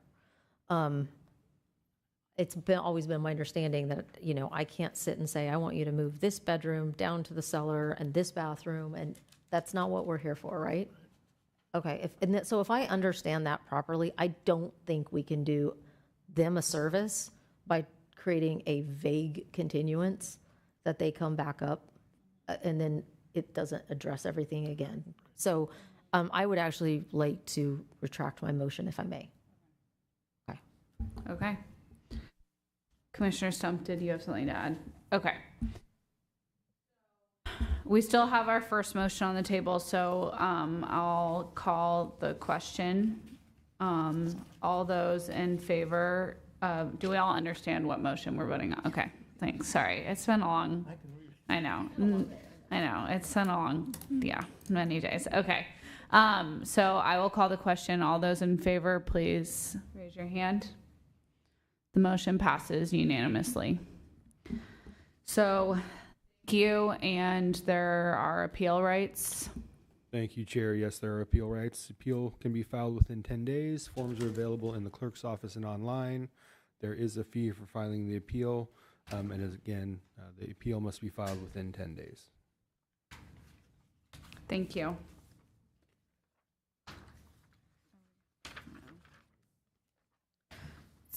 We will now be moving on to item number 4, which is to consider making a recommendation to the town council to adopt a resolution to amend the general plan to allow 100% affordable housing residential developments as a permitted use in the mixed use commercial general plan land use designation, and adopt an ordinance to amend chapter 29 zoning regulations of the town code to add 100% affordable residential developments as permitted use in the restricted commercial highway zone pursuant to the implementation program AB of the 2023-2031 housing element. Adoption of this resolution and ordinance are exempt pursuant to CEQA section 15061B3, and that it can be seen with certainty that they will not impact the environment. General Plan Amendment Application GP-24-004 and Zoning Code Amendment Application A-24-010. Project location is townwide and the applicant is the town. And I believe Mr. Mullen will be also giving the staff report on this one. Yes, and thank you once again. Before you this evening is consideration of amendments to the general plan and the town code required through the housing element implementation program AB regarding 100% affordable residential developments. Program AB requires that the town amend the general plan and the town code to allow for 100% affordable residential developments without the requirement of a commercial use. On February 12th, the general plan committee considered the proposed amendments and recommended approval. Excuse me. The GPC also requested that additional information be provided to the planning commission and town council moving forward, and has been provided in your staff report. In short, the general plan mixed use commercial land use designation, and the commercial highway or CH zone would be amended to allow 100% affordable residential developments as a permitted use. The proposed amendments would affect all town parcels with a mixed-use commercial land use designation or zone CH, and is not limited to the properties included in the site's inventory of the housing element.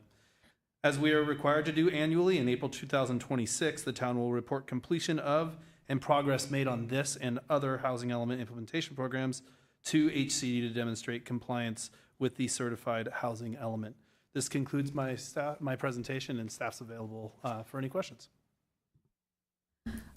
Thank you, Commissioner Burnett. Yes, thank you. I think this is a very important item that we have before us because this can be far-reaching. So I have several questions.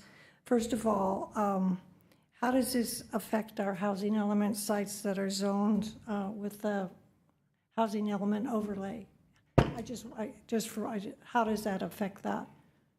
Thank you for that question. The changes would impact any zone, any property zone CH or with a mixed-use commercial land use designation. Some of those sites include a housing element overlay. The project would need to, if they was in the HEOS overlay, it would need to meet those requirements as well. So what you're saying is that they could house sites in our housing element that are in the housing element overlay zone, they could actually be changed to 100% affordable units. Regardless of the HEOS, if it's zone CH or has a mixed-use designation, that's when it could be, the 100% affordable could be a permitted use. Other HEOS sites that are not zone CH or with a mixed-use designation would not, it would not apply to those sites. Okay, thank you. I have follow-up questions. So how many sites are we talking about here? I know we have the map, and it's right along Los Gatos Boulevard, Alberta Way. So how many sites would we really be talking about, do you think? I don't know that number offhand. The maps were, as you mentioned, provided, but I did not quantify the number of actual parcels involved. Okay. And then since Los Gatos has no major transit stops within the town borders or within a half a mile of the town boundary, I mean, how are we really culpable? I mean, are we really going to be affected by this since? Well, the discussion in the staff report that mentions the major transit stops was spurred by a discussion with the GPC about specifically how state density bonus law could be used in conjunction with this permitted use. So what we looked at and evaluated in the staff report was potential height increases that would be allowed through state density bonus law, and blanking on the second one. The staff report concludes there's no major transit stops in the town currently, so those height increases and the other allowance would not apply. But waivers allowed under state density bonus law could be requested for increased heights outside of the allowable height increases if you're near a major transit stop. I have a few more. Can I follow up? Do you have a follow-up question to that? No, not to that Can one. is that okay if Sure. okay. So just as a follow-up question to that, Mr. Mullen, with regards whether or not this 100% affordable situation exists, like state density bonus law still is the case, and those, and you know, waivers, concessions, incentives can still be used in the same way. That's correct. There's also a number of other state laws that could be used. We evaluated state density bonus law because that's the most common that we're seeing through some of the bigger projects in town. Okay, thank you. Okay, you can continue. Thank you. So I understand this was already covered under CEQA, is that correct? I just noticed that the staff report, the project description doesn't provide the full CEQA analysis. Ultimately, staff determined that this isn't a project under CEQA, and that's on page 1 of your staff report under the CEQA title. But in an effort to layer and make sure that we're fully evaluating it and going the extra step, it's not only not considered a project, but if it were found to be a project, it would be covered by the common sense exemption that no environmental impacts What we're talking about this evening is a use. We're not talking about any construction or changes to the physical environment. We're talking about a use which can trickle down. The staff report goes on to talk about if any construction, a project that required building were to be proposed through the town, CEQA analysis would be provided on that particular project. If there was a project that came in and simply took over an existing building and made it 100% affordable without any significant physical changes, that may not require any CEQA analysis. That would be a ministerial action. Okay. I turned myself off. So as I understand, then it is covered basically under CEQA. If it's new construction, then we could require a review. Sure, if it was new Yeah. construction like we're seeing with some of our other projects, and frankly, any project of any scale that's going through a discretionary review, it would be required, CEQA analysis would be required. Okay, and then I think I just have one more, sorry. So would they be required to have an architectural and site approval, or make the development, who makes the development 100% affordable? I mean, when I was reading the staff report, which was very good, thank you so very much, but there was question whether it would require architectural and site approval, and then there was also a question about objective design standards. How would that come into this as well? I mean, this is going to really impact our town, so I think it's very important we understand what's. I think that's a great question. There is a scenario on paper that someone could, I think the example I discussed with a different commissioner this afternoon was, let's say there's an apartment building that exists on one of these parcels that was just a market rate apartment building, and there's lots of technicalities going on here, but if that were changed to be 100% affordable and there was no construction, it was just simply, they deed restricted it and did everything that needed to happen to make it 100% affordable. In theory, that could be handled with a building permit or even a use and occupancy and deed restrictions. The other scenario, kind of on the other end of the spectrum, is if someone came in and redeveloped a site. That redevelopment, meaning new construction, new buildings, would certainly require an architecture and site application, and the objective design standards would certainly apply to that project. Okay, thank you for that. Commissioner Stump. Just wanted to follow up on the height. Obviously, in the report, it said that if we were within a half a mile of a major transit stop, that 3 additional stories or 33 feet could be added. And to the town attorney, in the February 12th meeting, I think that it stated that you would maybe have a little bit more information on height as it relates to these type of projects. Yes. At the meeting, I could not remember whether it was unlimited height increases or whether there was a limit on it. And so the planning manager did the research after that meeting. And so that's why he included it in the staff report. And so the staff report correctly states that developers of 100% affordable housing are entitled to 3 additional stories. If it's within half a mile of a transit center. So Right. if it's not within a half a mile of the transit center, does it need to meet our objective standard? So there's a provision in the density bonus law that applies to any development that has a certain percentage of affordable housing that says they can request a waiver of development standards. And there's really, but it says at the density, well, now I'm going to have to go back and think because there's two competing provisions. There's the Housing Accountability Act and then the state density bonus law. And I'll check this while you ask other questions, but I believe the state density bonus law says you can request a waiver which shall not be denied if it would preclude construction of the project as proposed, and then it says, and at the permitted densities.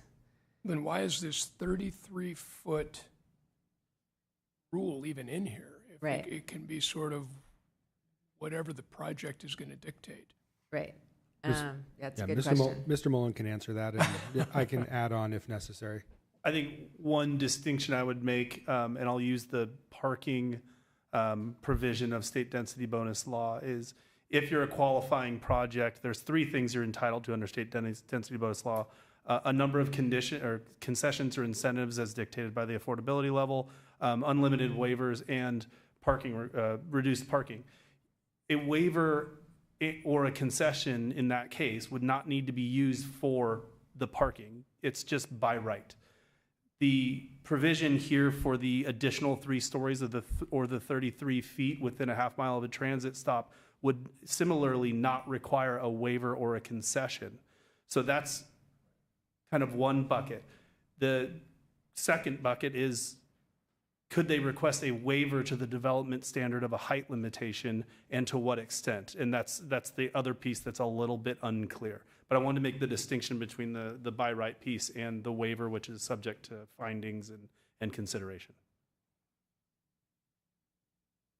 So how's that height then, sorry to use this word, metered? I mean, how do we take a look at potential projects out there and say, based on what we have, what density bonus could be requested, what sort of maximum height would we potentially be looking at? Are we now working ourselves back into a 12 and 13 story building because they can request a waiver for that? And I guess anything's possible, right? Yeah, there's not a lot of case law on this topic because the statute is so new. I mean, I think it is of note that the density bonus statute says you can't preclude the project as proposed at the permitted densities. And so there's an argument to be made that a local jurisdiction doesn't have to allow a height that's not necessary in order to accommodate the density. But there's no case law addressing this point as of yet. But still contingent upon CEQA. I mean, what we're talking about in this particular case, most certainly, this would be some form of new construction if they're going to go to a multi-story building, and there would be some CEQA study related to the project. Yeah, it'll depend on a lot of factors. It'll depend on whether the project is utilizing a categorical or a statutory exemption, and if so, which one, and how does that particular exemption read? There's just a lot of detail that it'll be really case specific. My concern is, are we sending something along to the council? And I realize, we get paid the big bucks to work in the gray, but are we asking the council to adopt something that we fully don't understand what the implications are, other than we need to do this as a part of our housing element, compliance? So I'm just concerned about suggesting something to the council that is not completely, the implications aren't completely understood, I guess I would say. I mean, my thought on that question is that the density bonus law exists independent of this ordinance that's being brought to the commission. And so the vagaries of the density bonus law are separate and apart from this ordinance, which is stating that affordable housing would be a permitted use in certain zones. And I'll hopefully confuse it even more. The reality is that 100% affordable developer can come into any site they want in town right now. It just doesn't say in our general plan and our zoning code that it's a permitted use. Still has to go through architecture and site, still has to go through the determination of what CEQA, if any, is necessary. So this is just adding those terms to these two. As Mr. Mullen mentioned before, this is really the use, and frankly, it can already be done in almost every zone in town.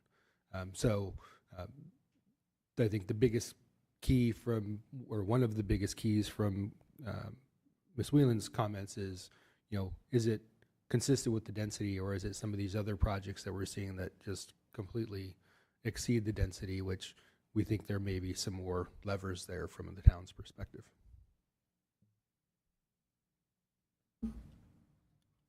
Commissioner Barnett? Yeah, I serve on the General Plan Commission, and this recommendation was made to the Planning Commission, I think, because it's required by our. Do you have a question for staff? So we haven't done public comment yet. I know. Yes. I've been like, sorry. Thank you. Does Again, anyone else I'm have any getting worried, questions? But I do have a question. Oh, you do have a question? Yeah. Okay, go for it. For staff and Ms. Whalen, are the changes that are proposed recommended because of state law? They were things that the town committed to do in order to receive certification of its housing element. So the town will need to demonstrate to the State Department of Housing and Community Development that it has implemented those implementation programs. And just through the chair, a little further background. This specific one, I think Mr. Mullen and other planners looked back. This was actually specifically added as kind of an incentive for affordable housing by the General Plan Advisory Committee, and then ultimately adopted by the Planning Commission, or recommended by the Planning Commission and adopted by the council. Okay. Do we have any other questions? No. Okay. We will now open the public portion of this public hearing, and I don't have any speaker cards, but are you here to speak? No. If you want to make a comment, can you come up to the microphone and introduce yourself? Does he need to fill out a card? You can fill that out afterwards. Can you fill it out afterwards, Yeah. please? Thank you. And Thank you. Yeah, it's just regarding this topic. Yeah, my name is Brad Armstrong, and I live in the area by Ace Hardware, and I know the meeting has been, because not having a quorum is on the 23rd, but I just have a question. When we got the green card, it showed a big difference from what the initial plan was, which was a really high building with a bar and everything, and then the last one we got was like a 55-unit complex there. I guess my question would be, where do we stand in terms of the height? And can you answer that question legally? I mean, is it something that I can ask you that question? Yeah, so this is sorry, these meetings are kind of frustrating sometimes for the public, which I understand, but thank you for sitting here and listening to us chat. But we actually can't answer questions during this time. However, the project planner has his card out for you so that you can talk to him directly, and he will be very happy. Mr. Mullen will be very happy to explain and rectify all that. Okay, are there any hands raised on Zoom for? There are no attendees on Zoom. Oh, that's so sad. Thank you. Thank you. Okay, so we will close the public portion of this public hearing, and I invite commissioners to continue to ask staff questions and make comments and propose a motion. I am going to get the discussion kicked off as someone who was on the General Plan Update Advisory Committee and the Housing Element Advisory Board, and then is now on the General Plan Committee.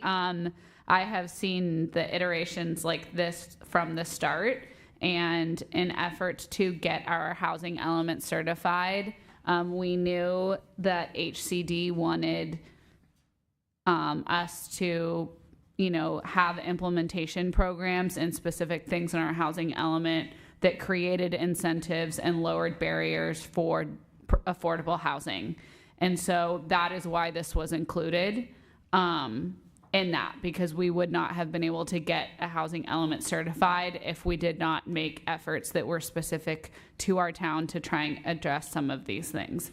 That being said, this is going to impact a very small part of town. I do appreciate the map that was included, and I think that, this helps us to understand. That was at our General Plan Committee discussion. That was one of the concerns, was like exactly how many lots, what locations, etc.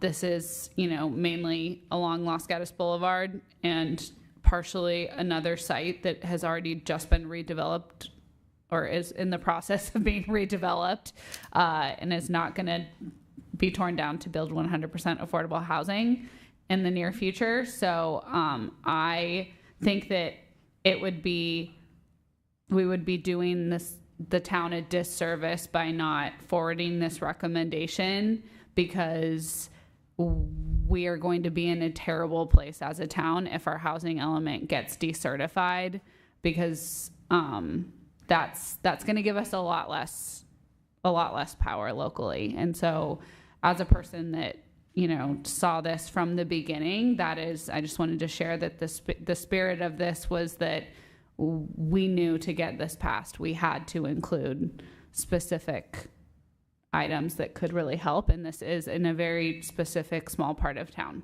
So I'm in support right now. Commissioner, I think, Burnett first. Thank you. Okay, thank you for that. So, yeah, I have some real issues with this. Basically, my thoughts, this amendment to the general plan to allow 100% affordable developments in Program AB of our housing element, townwide, let's say, I think is totally, it is townwide. It says in the... Through the chair, for clarification, the project scope is townwide because the zoned parcels, the CH zone parcels and the mixed use commercial development designations exist throughout the town, but the amendments are specific just to the CH zone and the mixed use commercial land use designation, so it does not impact all parcels in the town. Yes, yeah, I understand it. It impacts only the CH zones, commercial highway, so-called. So anyway, to go on, according to, I think it's unnecessary. According to our present town numbers, we are on track to meet our required RENA numbers based on town council report on March 18th, our progress report for the general plan and the housing element. We have already deemed many projects complete.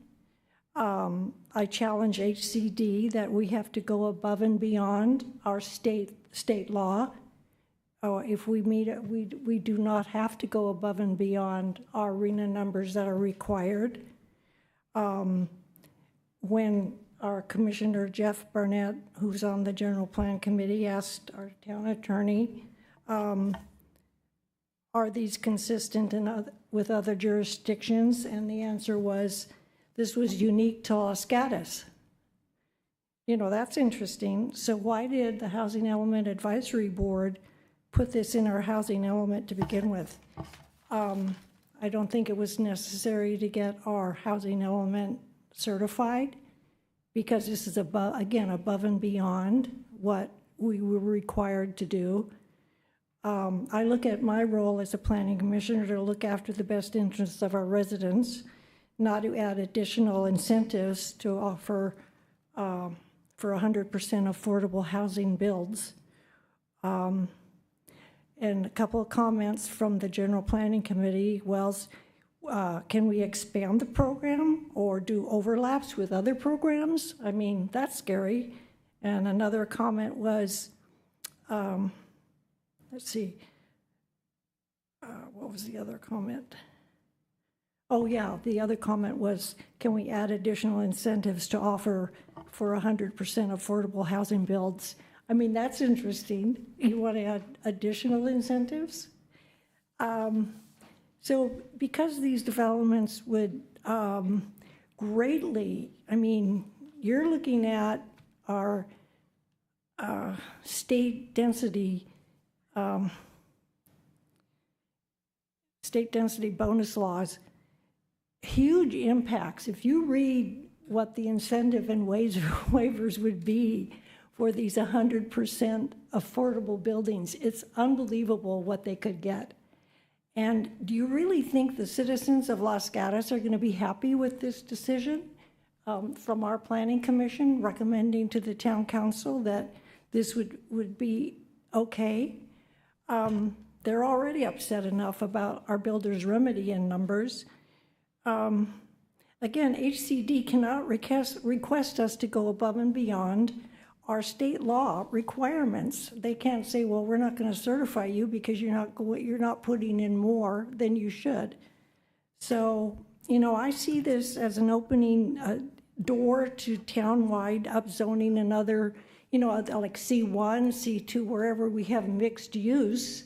I could see this just sort of going throughout our town. So, you know, I would recommend a motion to the town council that really send it to the town council and that for them to decide about it. I can't make a decision on this because, first of all, I don't think I have enough information, although there's a lot of information, and I commend our staff and our town attorney and our director, their work on this. But as a planning commissioner, I would propose that the town council would make the final motion on this or decision, because and for me, I cannot recommend it to them.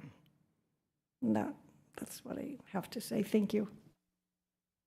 So I would just like to clarify that as a member of the GPC, one of the reasons that we recommended that this be combined is because we can only make 4 amendments to our general plan per year. So that's what we were recommending, that if there's any other amendments that need to be made, they be made at the same time. Because we can only do it 4 times a year. I think, right? Only 4? Or That's true in general law cities. And you can, one resolution, and you can combine a number of separate amendments within that one resolution. yes. And it's 4 per element, I believe. It's not 4. Oh, total. 4 per element. Okay, Correct. but we're making a lot to the same we're making amendments to the same element typically, but that's what we were referring to. Yes. Could you clarify that for me? I don't understand. So we can only change each chapter of the general plan 4 times a year. We can't make changes as a town more than that. It's not allowed by law. So if we want to use one of our 4 chances to just change this one thing, that's one of the 4 gone. But you can combine it with making multiple changes at the same time. So if we have other implementation programs that require a general plan change, we were recommending that we see them all together so that we make one change, multiple changes in one go that counts as one of our 4. Does that make sense? And why are we having this as a single one? That's a question for staff, I think. Why didn't we combine them? Because we're going to have other big ones like I think it's J and AY that are going to be coming up, and these are really important. Yeah, I can start. This is when we evaluated the different programs, we're working through them in an order, and the order that we committed to with the dates in the housing element. Currently, I'm not aware of any other ones that are coming up that require a general plan amendment. It sounds like the GPC's direction or recommendation was just to be mindful of that, because we are limited to 4 changes per element per year, and not to, if there were others that were waiting in the wings, that perhaps we should group them together. But at this time, and maybe Director Paulson can correct me, I'm not aware of any other general plan amendments on the table that we're actively working on. Okay, thank you. Yes, Vice Chair Birch. So if there are these implementation programs that we're supposed to do as part of our housing element, and I wasn't on the housing element, so if I butcher this question, I apologize. And then we don't do them, what happens? Well, I'm happy to start, and then Ms. Whalen can chime in. So, I don't want to find out. But the ultimate potential consequence is decertification of the housing element, which means Builder's Remedy can come back in again up until they recertify our housing element. But we're hopeful that we're, showing good progress to HCD in these annual progress reports. The reality is it's a severe resource constraint from a staff perspective to take on these items. But we are committed to moving them forward as quickly as possible. We will be, maintaining, some semblance of order to make sure that we don't run into the issue of, 4 or more element changes per year. Should that hypothetically come up, we would probably just make a comment, contact HCD, put something in the APR saying we're unable to get to this one due to the cap, we're committed to following up on that the following year, when those options are available. But, the ultimate is potential decertification.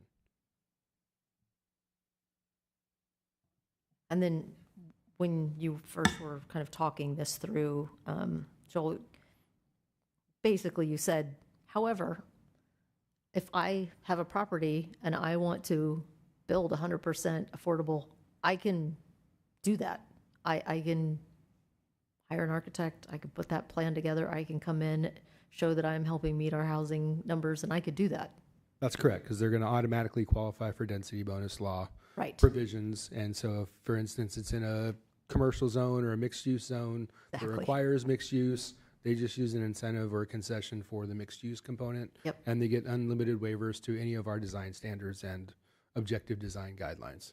So that option already exists. This is, was kind of a token to, hey, we're going to actually put it in our zoning code and our general plan that, we're going to allow 100% mixed use as. But it's really just formalizing what already exists. Correct. So I just want to make the point that if you guys want to not vote for this for a stance or something, that's fine. But this is already something that can happen. You're not making a stance and then it gets voted down and people can't come in and build 100% of affordable property. They can do that. So I just want everybody to hear what Mr. Paulson just said, because I don't want there to be a misunderstanding that by somehow or another voting against this means this incident can't happen, because this incident 100% can happen with or without this. The only risk we have is we go with or without it, they can do it, but we're not going to formalize this and we're going to be at risk of decertifying our housing element. And then everybody's so upset about all the builder's remedy, be ready for more. So I just want to put that out there as we think about what we're going to do here. I just would like to follow up with Director Paulson's comment about the token. This is like when we were writing I think I was the only one here that was on the Housing Element Advisory Board.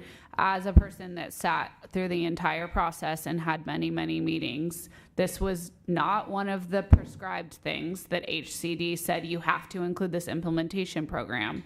However, our consultants, both of our consultants, all of the experts, and HCD feedback was like, you need to do things to encourage. If you want to get it certified, there's parts. And so, this was an olive branch, essentially. And it is just putting it into the final code. And because this, what Commissioner or Vice Chair Birch just said, 100% affordable can happen anywhere anyways. Commissioner Stump. So to use a really good comparison, the cake has already been baked. In other words, this happened through the process, and this was, I'm just, again, because I wasn't on the Housing Element Advisory Board either, or any of the process leading up to this. So what I'm saying is I assume that this was committed months ago. It was approved by probably what the plan had to be approved by council. So the approval was set forth, go in this direction. Now we're just taking the action to follow up and amend our general plan. Is that accurate? Yes, it's an implementation program of the housing element to modify zoning code and general plan. Okay, thank you. That's what I thought. Does anyone else have any? Yes, Commissioner Burnett. Yes, I would like Commissioner Birch to clarify. I'm not quite understanding what she's saying, because I think the density, I know it's 100% affordable housing we're talking about in this AB, but you're saying that can be done other places? I'm happy to sorry. To try to clarify further. Yes. And all of our existing general plan designations have some density associated with them. Right. Right. So, most of the zones, it's 20 units to the acre max. The housing element sites obviously are mostly 30 to 40. and then some other ones are in between. So right now, even if it's not on a housing element overlay zone site and it's zoned office, we allow mixed-use commercial and office zones. So they could use density bonus, go up to a maximum of 20 dwelling units per acre, and also take advantage of any and all other state laws that allow them even more density than that, and propose a 100% affordable project. The reality is, name the last standalone 100% affordable housing project you recall in Los Gatos. Correct. And there's a specific reason for that. And so obviously the most recent one was a cooperation where a developer basically gave up property and rights to one component of their project, which allowed for the development of those affordable houses. And then the other is our inclusionary housing, which doesn't generate a whole lot of units. But the last standalone, housing, 100% affordable housing projects are decades in the past. And aside from some folks might say Ditto's Lane, but nevertheless, that was, I think, 4 units. Okay, thank you for that. I still don't understand why Los Gatos is the only jurisdiction that we had to put this in our housing element, and that they got certified. And so that bothers me. I don't think it's necessary. I don't think we should have to go above and beyond what state law requires. We're on track for our RENA numbers, and I think we should stand up for that. And I don't want to take responsibility for passing this on to the town council. Let them decide. But I don't feel positive towards recommending it to the town council. So just to clarify this, what HCD did not tell us to put this one in here. Okay, so the Housing Element Advisory Board put this in, then we voted on to approve it, and town council voted to approve it. Yeah. Okay, Commissioner Stump, yeah. Commissioner Barnett, you were getting ready to make some comments, and then we stopped you because it wasn't time to do so. Oh. So I'd be interested in your comments. Well, thank you for Barnett. that, Commissioner Stump. I'm in favor of making the recommendation to the town council as set forth in the staff report, and can make the finding regarding CEQA as set forth in the staff report, and make the findings that are also set forth in the staff report. And thinking about it, I'll make that a motion. Yes. I'll second. Okay, and then do we have any discussion? No? Okay, so I will call the question. All those in favor, please raise your hand. Opposed? So the motion passes 4-1 with Commissioner Burnett in opposition. And there's no appeal rights, I'm assuming, because this is a recommendation? That's correct. Okay, and when will town council be hearing this probably? Just When time permits. okay, cool. Thank you. Okay, so that is the end of our public hearings, thankfully. I'm sure everyone on Zoom is so excited. Okay, do we have a report from you? Yeah, I mean, the only report that, or the only thing I would offer, and it's getting kind of late, obviously, is we've mentioned, and it's been mentioned at council, we're recruiting for a number of boards and commissions, planning commission included, and general plan committee. So deadline's tomorrow, I believe at 4 or 5. There's information on the clerk's website. So if you're interested or know folks that are interested in those opportunities, then please send them their way. Council is scheduled for interviews on the 15th. So we may have additional member of planning commission and or general plan committee following that interview process. Thank you. And then in addition to their service on the Planning Commission, members of the commission serve on several town committees, including the Conceptual Development Advisory Commission, General Plan Committee, and the Historic Preservation Committee. Are there any subcommittee reports? I don't think there's been any meetings. Okay. No subcommittee reports. And then are there any, under commission matters, are there any matters any commissioner wishes to share or propose for future discussion? Great. Okay, I just want to say thank you to all staff and my fellow commissioners and the public that participated this evening, and there being no further business of the commission, this meeting is adjourned.